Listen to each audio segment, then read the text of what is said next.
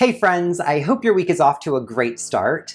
Today I'm going to be trying out Carla's recipe for a giant no-flip blueberry pancake. So I love making pancakes for brunch, especially when I have company. But my struggle has always been that even with one of those big stovetop griddles, I can't get pancakes for a crowd done all at the same time.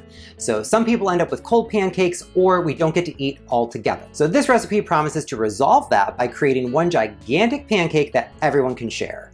So I do these Bon Appetit recipe tests every single Wednesday. If you like this one, please be sure to give me a big thumbs up and click subscribe. Without any further ado, let's see how this goes. As always, I'll leave a link to the recipe and ingredient quantities in the description box below.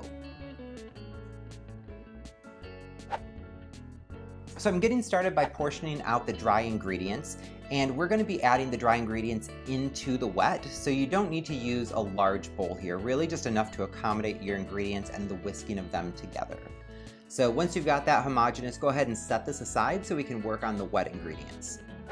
To prep the wet ingredients, you want to use a large mixing bowl because this is where we're going to build the entire batter. So it's pretty straightforward in process. It's just a matter of portioning out all of the different ingredients and then adding the eggs and whisking until they are light and aerated. So about 30 seconds to a minute was really all I needed. You don't want to see any streaks of yolk or unincorporated white bits.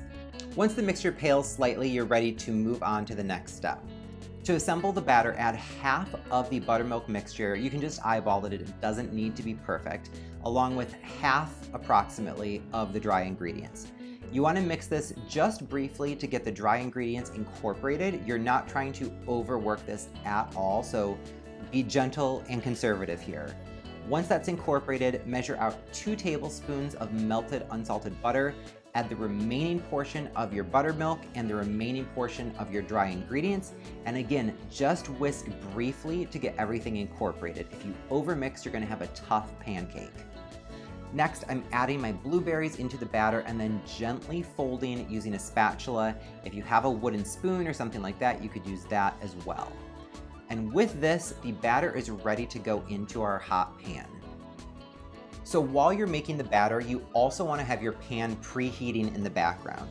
To a 10-inch skillet, you want to add the oil and the butter, and you want to wait for the butter to stop sputtering and foaming. I put both ingredients into the pan at the same time, which means I had to bring them up to temperature before the butter started foaming, and then I had to wait for the foaming to stop. If you add the oil to the skillet first, let that heat, then add in the butter, it'll foam more quickly and just get you to the end result much faster. So I would definitely recommend to do that instead of what I did here.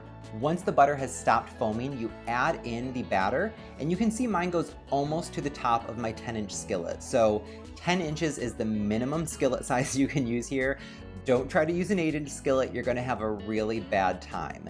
You just let this cook over medium-high heat. Don't be afraid of the heat. You do want the exterior of the pancake to get a burnished kind of brown color. Medium-high, maybe a little bit more on the high side. And while this cooks on the stove, you want to just shuffle the pan around to keep the batter flowing and make sure that it's not sticking on the edges. I let this cook for a total of 6 minutes on the stovetop, and I knew it was ready for the oven when I saw a bunch of little bubbles surfacing on the pancake batter. So I'm popping this into my preheated oven, and you're going to bake this until the top of the pancake is set. So you'll know it's set because when you shake the pan, it's not going to jiggle anymore. And if you press gently on it, it should spring back and feel firm. So it's kind of like if you were making a cake, those are the signs that you're looking for. All right, so the giant pancake released flawlessly from the pan, and this is the finished product here. So I've got a nice, generous slice. It looks super fluffy here in the middle. The blueberries sank a little bit since this was the bottom. It does look like a little bit of sinking happened, but a really nice golden exterior here, and I cannot wait to give this a try. So let's see. Nice and fluffy. Oh my gosh. It's so good. Wow. This is really interesting. So it's got that pancake texture where it's super light. It's kind of like little clouds inside. It's so fluffy, which normally you don't get because pancakes are so thin. So this kind of deep dish style pancake, I'm super into. And then this exterior that's really burnished, and it's not burnt, but it's got a nice texture that's a little bit crispy. not crunchy, but it's a really great contrast because the inside of the pancake is so tender. So this is outstanding. I'm super, super happy with this.